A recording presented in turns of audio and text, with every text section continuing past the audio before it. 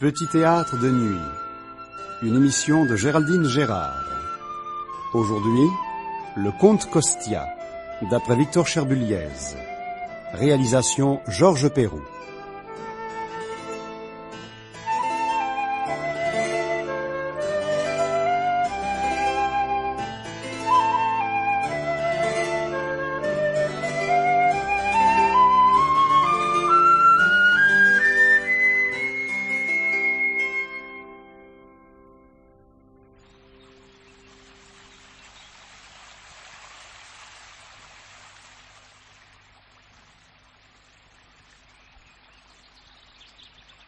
À la claire fontaine, m'en allant promener, j'ai trouvé l'eau si belle que je m'y suis baigné. J'aurais presque, ma foi, envie de m'y baigner, quelle chaleur.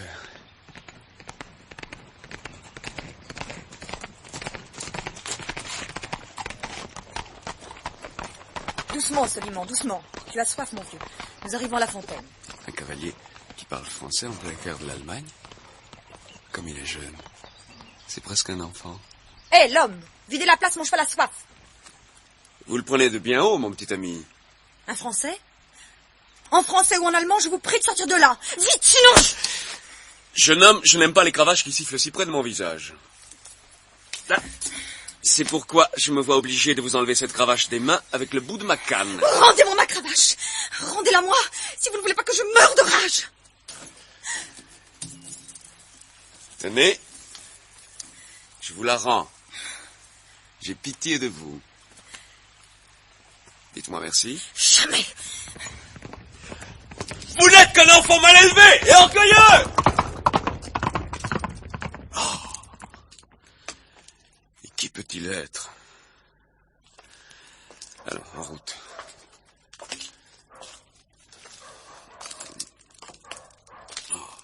Je suis épuisé de fatigue. Heureusement, voici le château.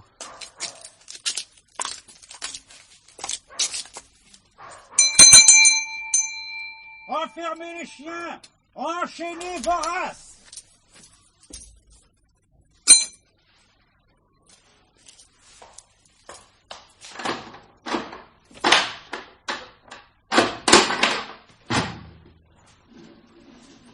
Monsieur, Gilbert Saville. monsieur le comte nous a prévenu de votre arrivée. Veuillez me suivre. Je vais vous conduire à votre chambre.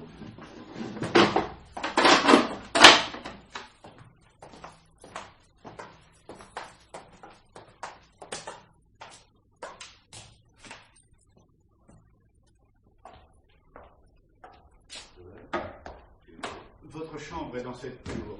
Elle surplombe le précipice. Au fond, c'est le Rhin qui coule. Vous venez de Paris, monsieur? Oui. Je voudrais connaître Paris. Je suis alsacien. Je suis le valet de chambre de monsieur Leminov depuis 2 mois. Ah. Où sont vos bagages, monsieur? Je les ai laissés dans l'auberge du village où j'ai passé la nuit. Bon, le cocher ira les prendre. Voici votre chambre, monsieur. Je vous apporterai votre dîner tout à l'heure. Monsieur le comte m'a prié de vous remettre cette lettre. Merci. Monsieur Leminov souhaite la bienvenue à Monsieur Gilbert Saville au château de Gilfeld et aura le plaisir de lui rendre visite demain dans la matinée. Bien. Monsieur n'a besoin de rien. Absolument rien, merci. Bonne nuit, monsieur. Bonne nuit, Fritz.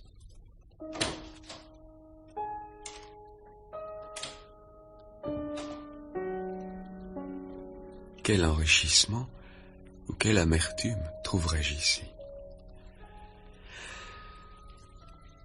Je voudrais trouver l'occasion d'accomplir un acte, un seul, où je puisse faire passer mon âme tout entière.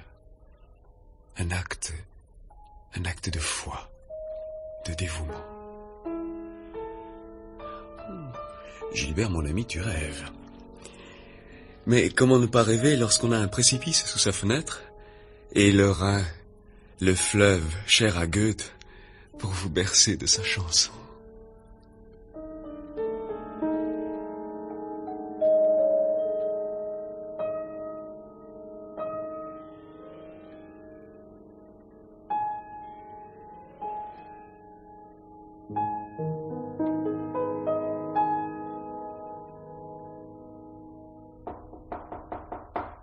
Entrez.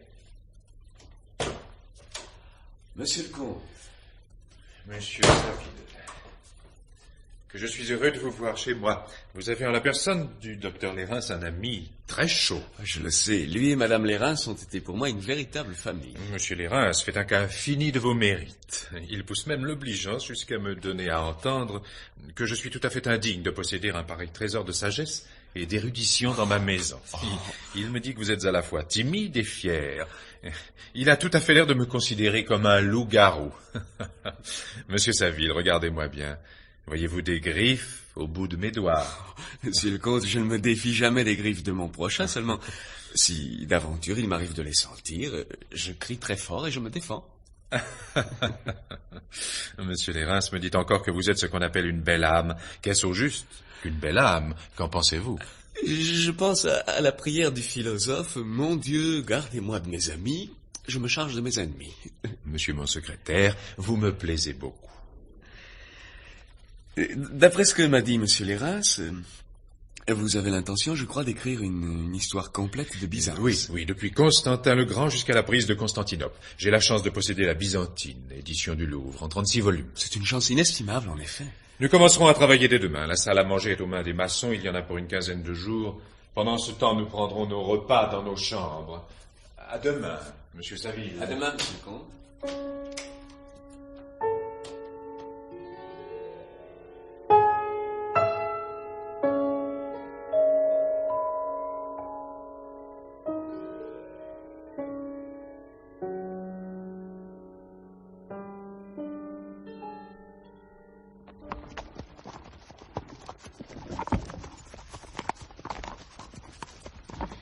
Décidément, monsieur, je vous rencontre toujours sur mon chemin. Tiens, mon jeune cavalier de l'autre jour. Il y a 16 jours exactement.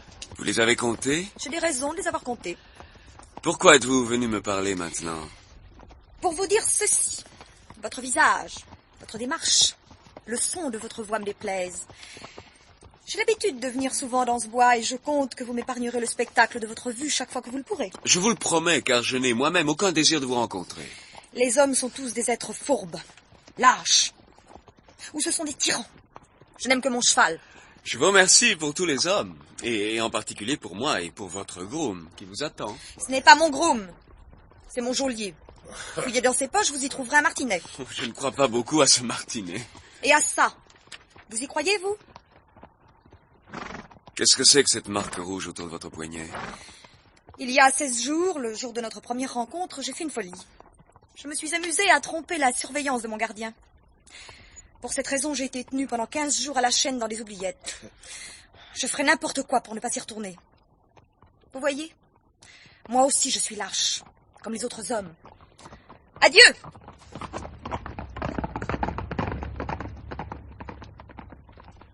Qu'y a-t-il de vrai dans ce que m'a conté cet enfant?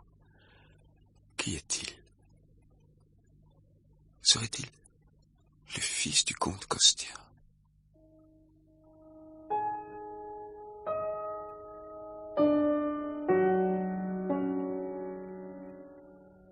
Un fils qui a pour son père les sentiments d'un esclave pour son maître.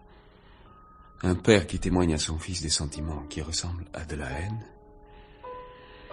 Voici les tristes sujets d'étude que je suis venu chercher dans ce château. Je vais tâcher de me laver un peu de tout cela, dans cette nature admirable, et qui incite si doucement à la paix.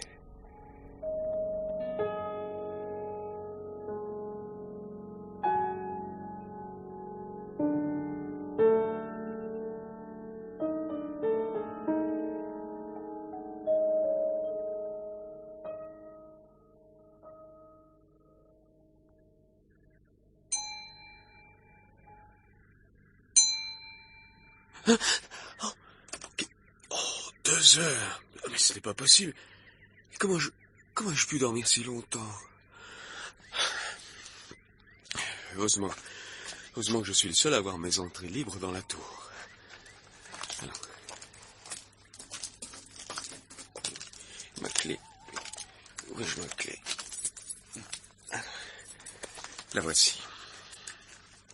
Et voici aussi la chandelle que j'avais mise dans ma poche.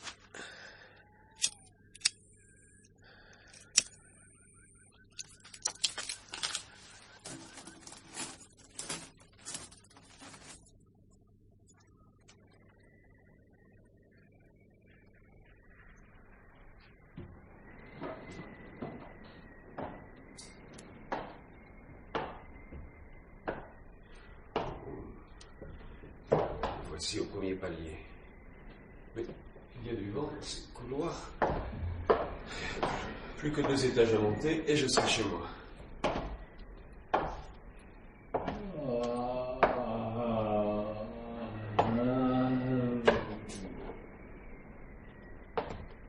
Qu'est-ce que c'est?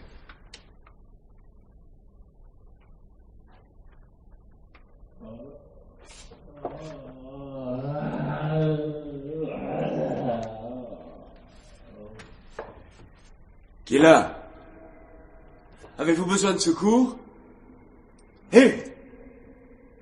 Êtes-vous en danger, blessé?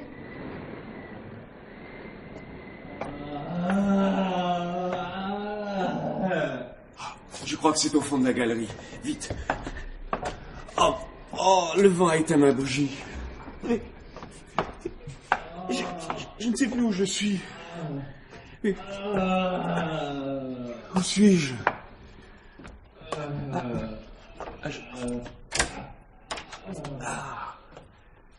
Là, il y a un escalier qui descend, je crois. Oui, une marche. 2 marches. Ah, une lueur. Une lueur sur le plancher. Elle sort de dessous une porte.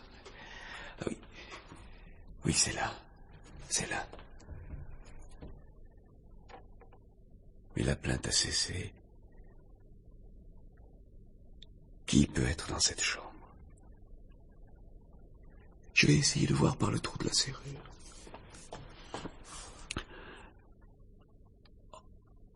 Oh, le comte Kostia.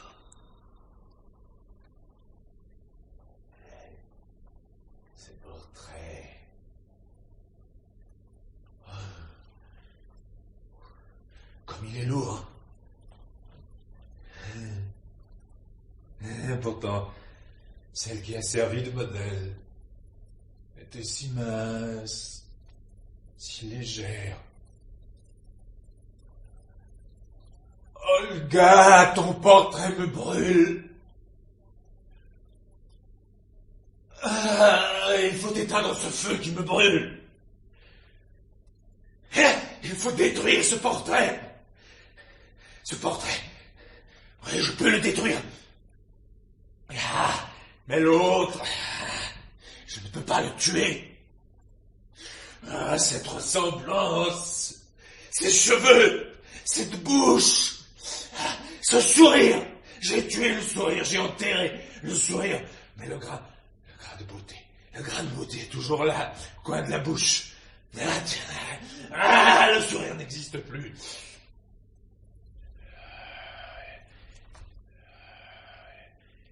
Il y a des yeux derrière la porte. Qui sont ces yeux derrière la porte?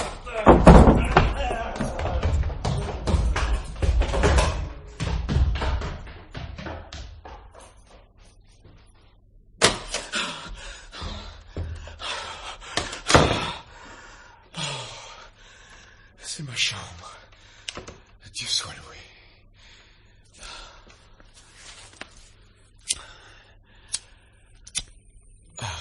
De la lumière, enfin. Pourquoi suis-je venu dans cette maison? Demain, quand je verrai le comte Kostia, je saurai que j'ai devant moi un fou. Je ne resterai pas plus longtemps dans ce château. Je partirai le plus vite possible. Oh, dormir. Et oublier cette horrible scène.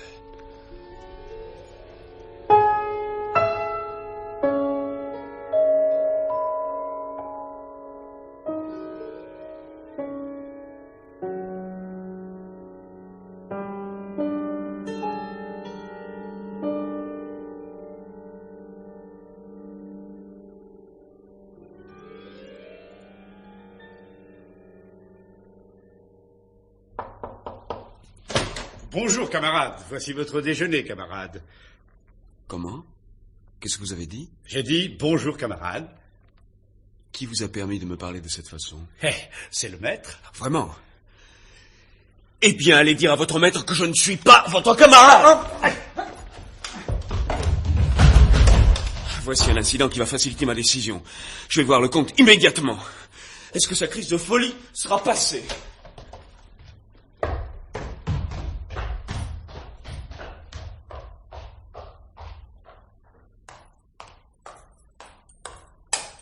Ah, c'est vous, mon cher Gilbert. Je suis heureux de vous voir. Vous êtes bien matinal. Monsieur le comte, je pense qu'il serait bon que nous nous hâtions de terminer notre travail au plus vite. Si vite? Et pourquoi cela? Parce que j'ai l'intention de vous quitter prochainement. Me quitter? Qu'est-ce qui vous fait prendre une telle décision? Il me déplaît d'être traité en camarade par Fritz. Je ne comprends pas. Tout à l'heure, Fritz est entré dans ma chambre en me disant de l'air le plus insolent « Bonjour, camarade ». Lorsque je lui ai demandé qui lui avait permis de me parler sur ce ton, il m'a répondu « C'est le maître ». Quel châtiment avez-vous infligé à ce drôle? Je l'ai jeté dans l'escalier, la tête la première. Que vous lui ayez cassé bras et jambes, je m'en moque. Mais comment avez-vous pu croire que moi j'ai pu... Gilbert, vous savez bien combien je vous aime, bien que je m'en cache. C'est vrai. C'est vrai, monsieur le comte, il a fallu que je perde tout bon sens. Appelez-moi cet homme. Fritz! Monsieur le comte vous demande.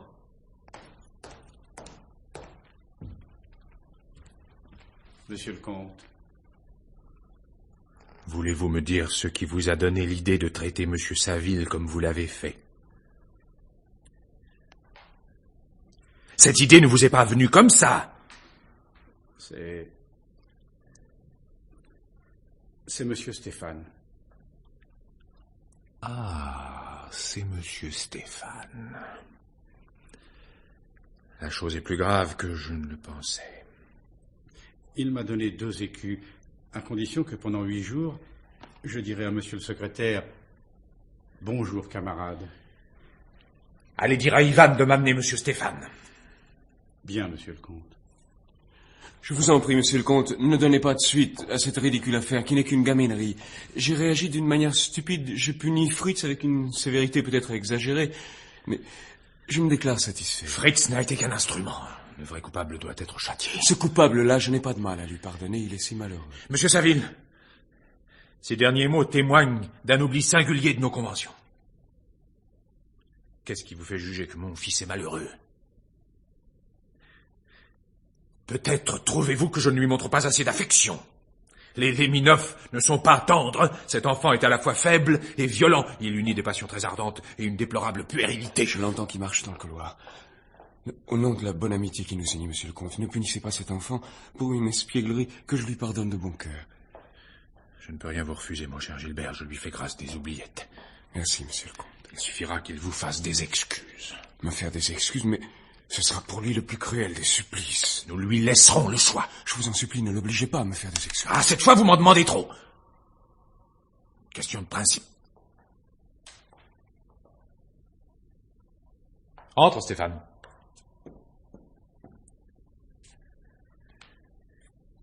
Il s'est passé, tout à l'heure, dans cette maison,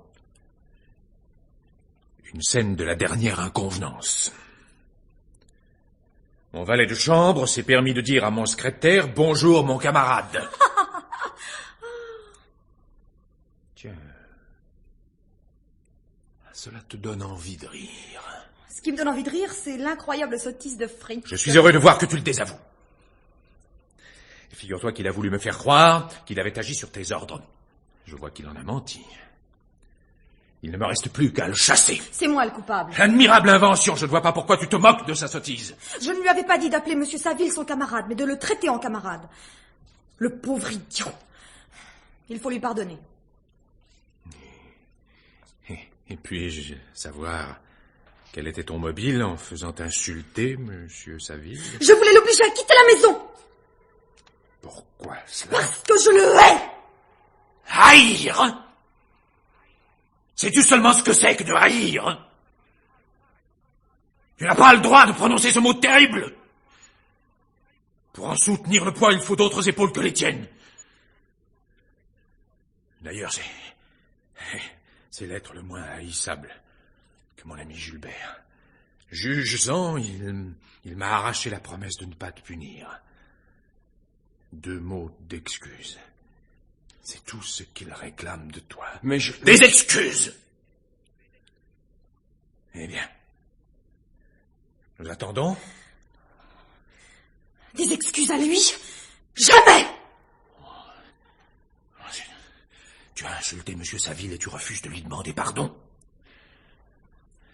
As-tu envie de revoir certaines salles un peu sombres? Non! Oh non, pas cela, je vous en supplie. Oh, je deviendrai fou! Finissons-en, le plus difficile est fait puisque tu es déjà à genoux. Oh, c'est devant vous, mon père, que je me suis agenouillée. Mais devant cet homme, vous savez bien que c'est impossible! Et moi je te dis que tu es à genoux devant l'homme que tu as offensé. C'est ainsi que nous l'entendons tous les trois. Je ne te laisserai pas te relever avant de t'avoir entendu demander pardon à M. Saville. Monsieur, on me fait violence. Je vous demande pardon de vous haïr. Il s'est évanoui. Cela lui arrive fréquemment. Ivan le soignera.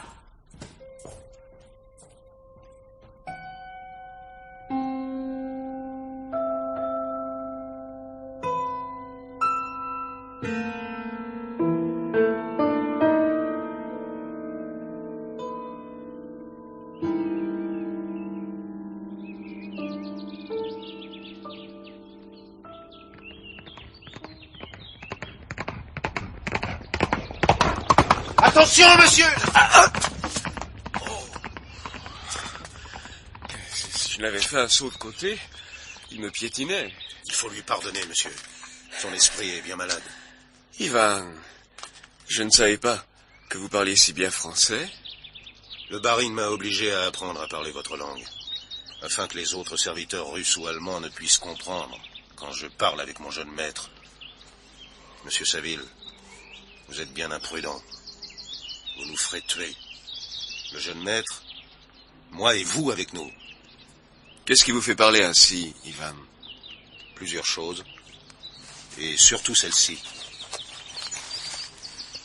Une bougie.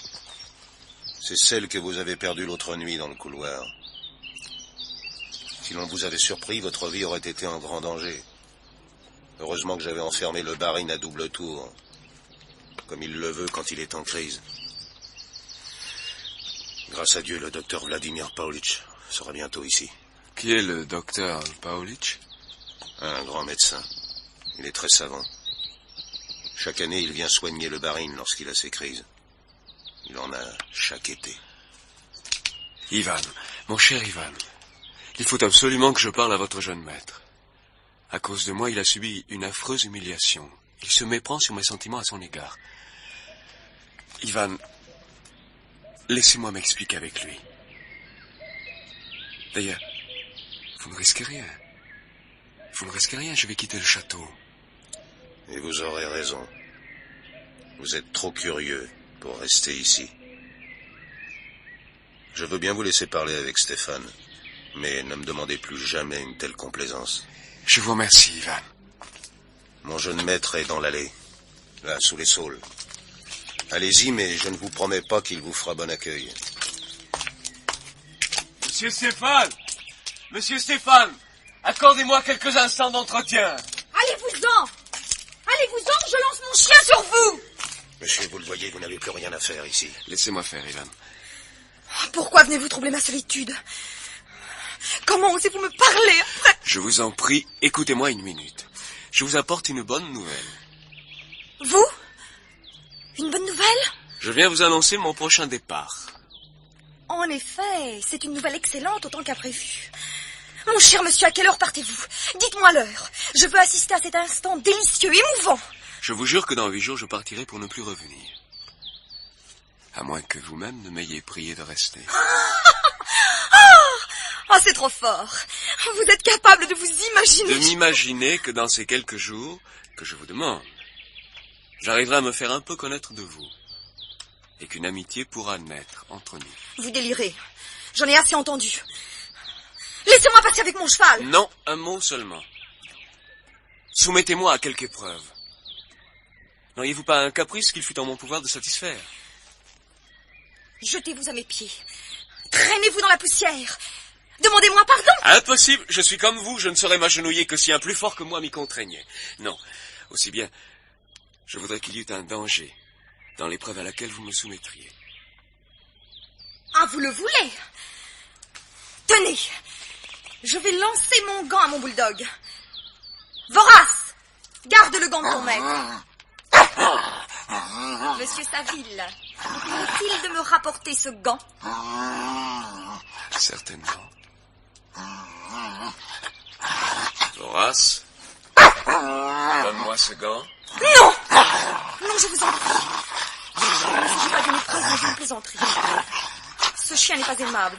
Si vous aviez le malheur de l'irriter, il me serait impossible de calmer sa fureur. Veuillez donc laisser mon gant où il est. Permettez, mon jeune ami, on ne me met jamais au défi. Je suis décidé à aller jusqu'au bout de l'aventure. Non! Non, ne plaisantez pas avec cet animal, il va vous tuer. Monsieur, prenez garde.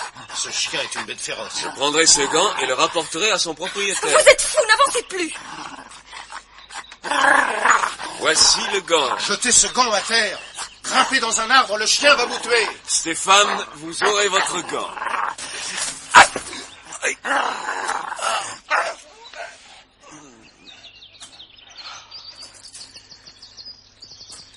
Merci, mon brave Ivan, vous m'avez sauvé.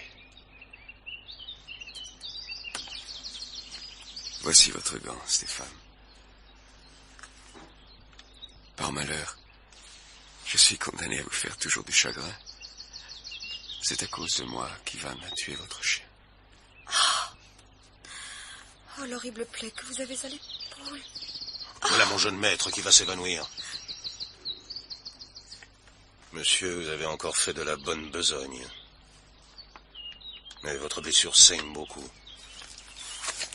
Serrez très fort votre mouchoir autour de votre bras. Voilà. Maintenant, venez nous ouvrir la petite porte de la tour. Prions de ne rencontrer personne dans l'escalier. Dès que mon jeune maître aura repris ses sens, j'irai panser votre blessure.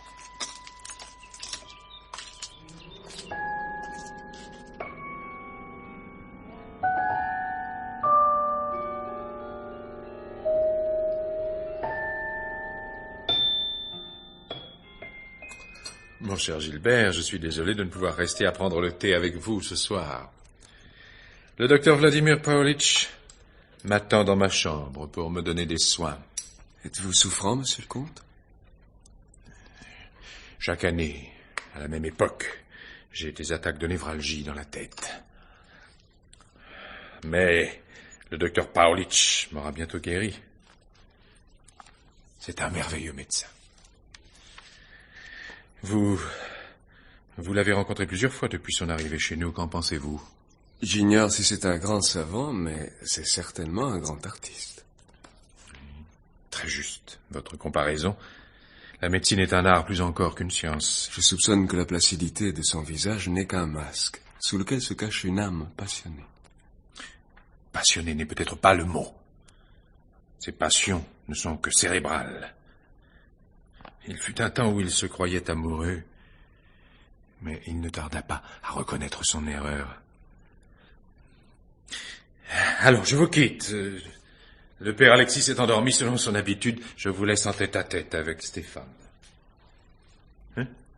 Oui, ce n'est peut-être pas un tête-à-tête très agréable, mais il ne sera pas long. Il va être 9 heures. Et Ivan va venir chercher son jeune maître. Bonne nuit, monsieur le comte. Bonne nuit.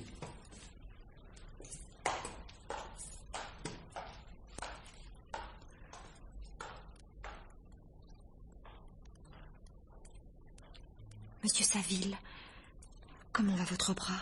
Il est presque guéri, grâce au docteur Pavlovitch. C'est un merveilleux médecin, mais je ne l'aime pas.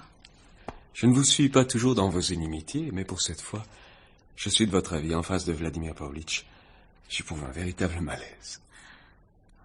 Monsieur, qu'allez-vous faire? Quels sont vos projets? C'est à vous de me le dire, les 8 jours sont écoulés. Quoi qu'il en soit, j'aimerais avoir avec vous un entretien. Ce ne peut être sur la terrasse, Ivan ne vous y laisse jamais seul. Est-ce qu'il vous tient compagnie dans votre chambre? Vous n'y pensez pas.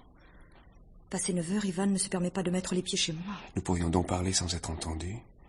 J'ai découvert que votre chambre est voisine de la mienne. Oui, mais la porte du couloir qui y mène est fermée et Ivan en garde la clé. Pour venir chez moi, il faudrait vous mettre à cheval sur une hirondelle. Lui avez-vous fait vos conditions? Je passerai par les toits. Vous n'y pensez pas. Ce serait horriblement dangereux. Chut, attention, voici Ivan. Il faut rentrer dans votre chambre, mon jeune maître.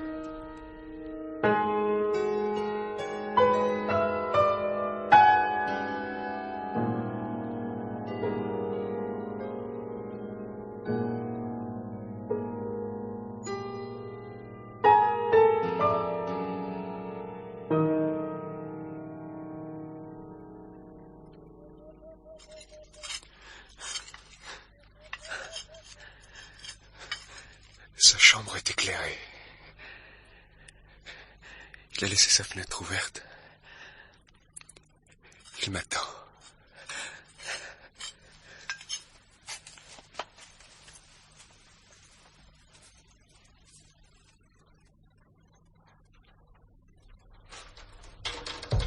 Suis-je attendu?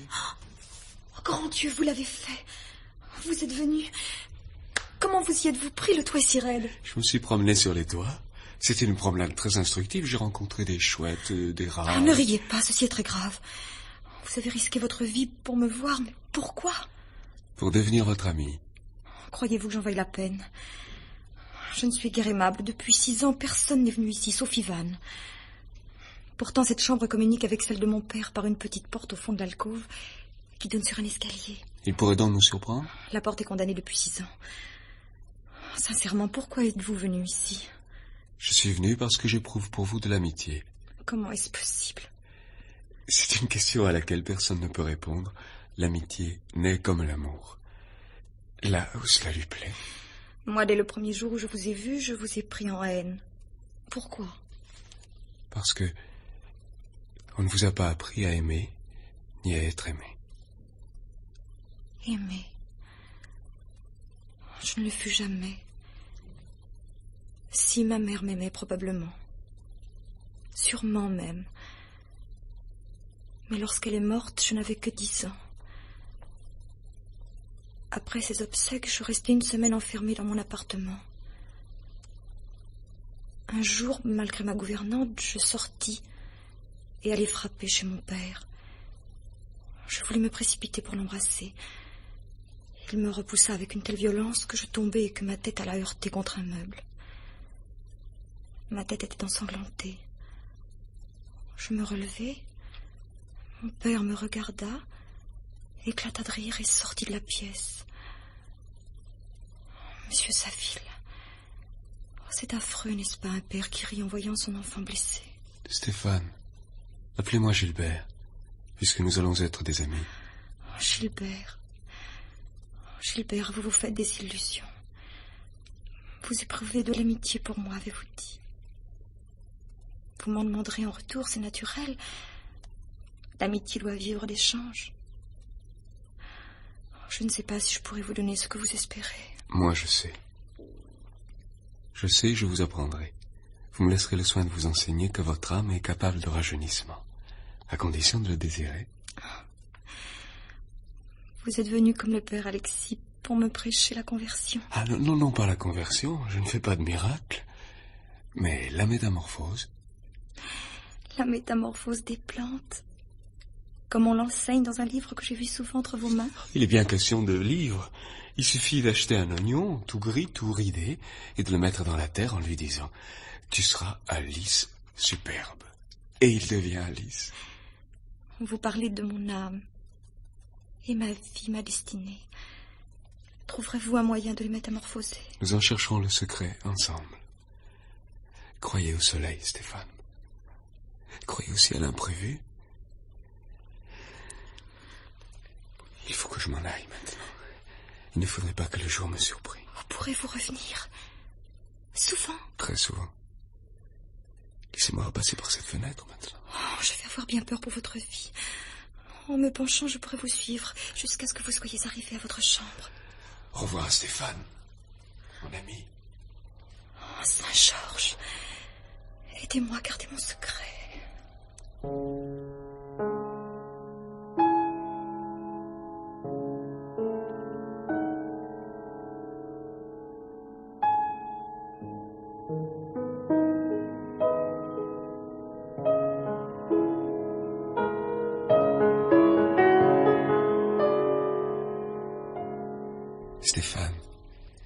faites-vous ce soir? Depuis plus d'un mois, je suis venu vous voir presque chaque soir. Vous paraissiez aussi heureux que moi de nos entretiens, et tout à coup, je vous vois sombre comme autrefois. Que faites-vous avec ce petit poignard dans les mains? Il appartient à Ivan qui me l'a prêté hier à la promenade pour déraciner une plante. Vous m'obligeriez en le lui rendant. C'est un objet que je n'aime pas voir dans vos mains. Je le lui rendrai. Gilbert, je voudrais vous dire quelque chose et je n'ose pas. Vous n'avez plus confiance en moi? J'espérais que vous devineriez mon secret. Vous n'avez rien deviné, rien soupçonné. Oh, mon Gilbert, voici mon histoire. J'avais 11 ans quand mon frère Stéphane mourut à la Martinique. À peine était-il enseveli que mon père me fit appeler. Il tenait dans ses mains des vêtements semblables à ceux que je porte aujourd'hui. Stéphane, écoute-moi et comprends-moi bien. C'est ma fille qui vient de mourir. C'est mon fils qui vit encore. Non, mon père, c'est votre fils qui est mort. Je suis votre fille. Tu ne comprends donc pas. Ma fille est morte, te dis-je. Couche-toi dans ce cercueil. Je vais enfermer le couvercle. Non. Ma fille, es-tu morte? Répète. Votre fille est morte. Ouvrez ce couvercle, par pitié. Votre fille est morte. Qu'il en soit comme vous l'entendez. Sors de ce cercueil, Stéphane. Mais souviens-toi que ma fille est morte. S'il t'arrivait de jamais l'oublier,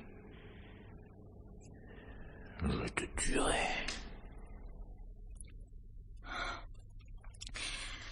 Ceci se passait il y a 6 ans. Depuis ce temps-là, je suis forcée de vivre sous ces vêtements de garçon. Je suis traitée comme un garçon de 16 ans. Mais ce soir, Gilbert, la fille de mon père ressuscite. Pour vous dire qu'elle vous aime et qu'elle ne peut plus le cacher. Stéphane. Le comte Kostia, il est dans l'alcôve. Ma fille est morte. Ma fille est morte. Non, mon père! Cette fille que vous croyez avoir tuée, elle vient de sortir de son cercueil. Celui qui l'a fait revivre, le voici. Comte Kostia, rappelez à vous votre raison. Oh, Gilbert, il va vous tuer. Comte Kostia, vous n'arriverez pas jusqu'à moi. Le spectre de Morloff est entre nous.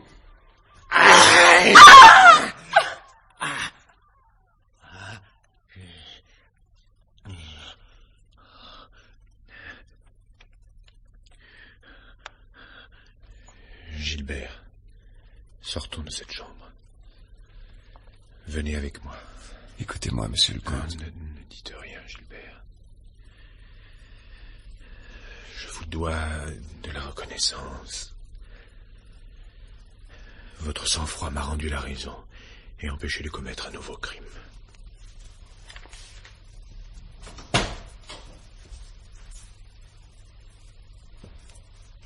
Désormais, Stéphane n'aura plus à se plaindre de moi.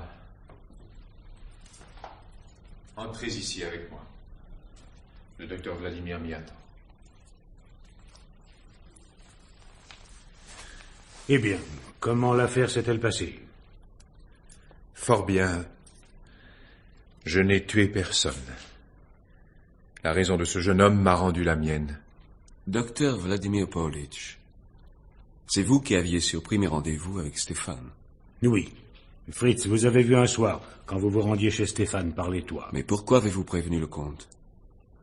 Pourquoi nous avez-vous trahis? Nous ne vous avions fait aucun mal. Oh, ce n'est pas vous que j'ai voulu atteindre. C'est le comte Kostia. Moi? Je ne t'ai fait que du bien. Monsieur Saville, écoutez bien. Ce médecin que vous voyez en face de vous, Ce médecin célèbre, riche et légal d'Ivan, c'est un serf. Un serf qui appartient au comte Kostia. Mais lorsque j'ai découvert sa remarquable intelligence et ses dons en médecine, je l'ai envoyé au collège, puis à la faculté. C'est vrai. C'est vrai aussi que lorsque je commençais à être déjà un médecin célèbre, j'ai connu une jeune fille de la haute société moscovite, que je suis devenu éperdument amoureux d'elle. Elle m'aimait aussi. Je suis alors allé trouver le comte, et je l'ai supplié de m'affranchir. Il a refusé. Mais pourquoi? Si je t'avais affranchi, le bonheur familial et aussi ses soucis auraient risqué d'éteindre le feu de ton génie et d'endormir ton esprit de recherche. D'ailleurs, ta passion était-elle sérieuse? Je n'en crois rien. Comte Kostia, vous m'avez obligé à rompre mes fiançailles avec celle que j'aimais en me menaçant de lui révéler ma véritable origine. Et de cet instant, j'ai résolu de vous poursuivre de ma vengeance. Quelle vengeance? Écoutez bien, comte Kostia. L'amant de la comtesse Olga, votre femme, c'était moi. Tu mens! La comtesse n'a pu se donner un serf! Faites venir le père Alexis. Il sait la vérité. Je le délierai du secret de la confession. Gilbert, voulez-vous, je vous prie, aller chercher le père? Si ce que tu dis est vrai, je te réduirai en esclavage jusqu'à la fin de tes jours. Vos menaces ne peuvent plus m'atteindre, comte Kostia. Je vais mourir. Vous n'avez pas surpris mon geste tout à l'heure quand j'ai avalé une pilule minuscule. Je suis empoisonné. Ah, voici le père Alexis. Père Alexis, cet homme affirme qu'il a été l'amant de la comtesse Olga. Dit-il la vérité? Oui. Et vous avez souffert la torture pour protéger les jours de cet homme ignoble. Je me souciais peu de sa vie, mais beaucoup de ma conscience et de l'inviolable secret de la confession. Dans quelques instants, je vais mourir. Il n'y a plus en moi aucun désir de vengeance. Comte Kostia, prenez cette lettre. La comtesse Olga me l'avait envoyée quelques jours avant de se suicider.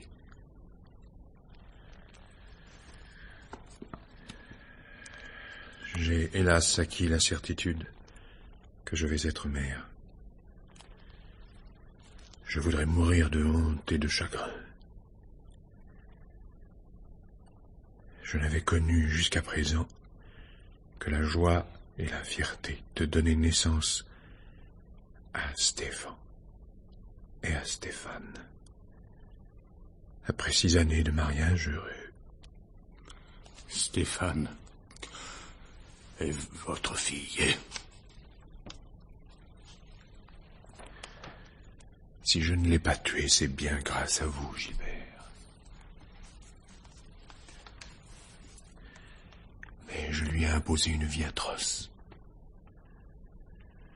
Pourra-t-elle me pardonner? Certes. Il est impossible de lui dire la vraie raison de votre façon d'agir à son égard, mais il faut qu'elle croie que votre attitude était due à une maladie nerveuse et que, enfin, vous êtes guéri. Mon cher Gilbert, quelle belle et bonne action a fait le docteur Lérins en vous envoyant ici. Allez retrouver Stéphane et annoncez-lui tout le bonheur que vous voudrez. Merci, monsieur le comte. Allez. Ah, te voilà, Ivan. Pardon, petit père. Ce n'est pas ma faute si je me suis endormi au lieu de veiller sur mon jeune maître. Cet homme avait mêlé une drogue à mon thé. Allons, relève-toi, mon brave Ivan. Je ne te tuerai point. Je ne tue plus personne. Veux-tu savoir ce que je ferai de toi? Je te mettrai dans la corbeille de noces de Madame Gilbert Saville.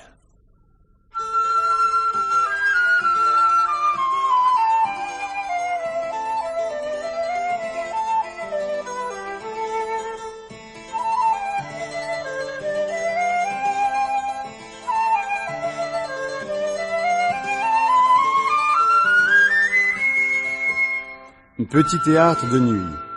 C'était une émission de Géraldine Gérard. Aujourd'hui, Le Comte Kostia, d'après Victor Cherbuliez. avec Pierre Constant, Gilbert Saville, Annick Corrigan, Stéphane, Paul Riégère, Fritz, Robert Party, le comte Kostia, Géo Valery, le père Alexis, Jean Mauvais, Ivan, Marcel Lestan, le docteur Vladimir. Bruitage, Louis Amiel. Indicatif et improvisation musicale, Jean-Fabien Gérard. Chef opérateur du son, Lucien Moncel. Collaboration technique, Yvette Hubeau. Assistant, Jean-Paul Askenazi. Réalisation, Georges Pérou.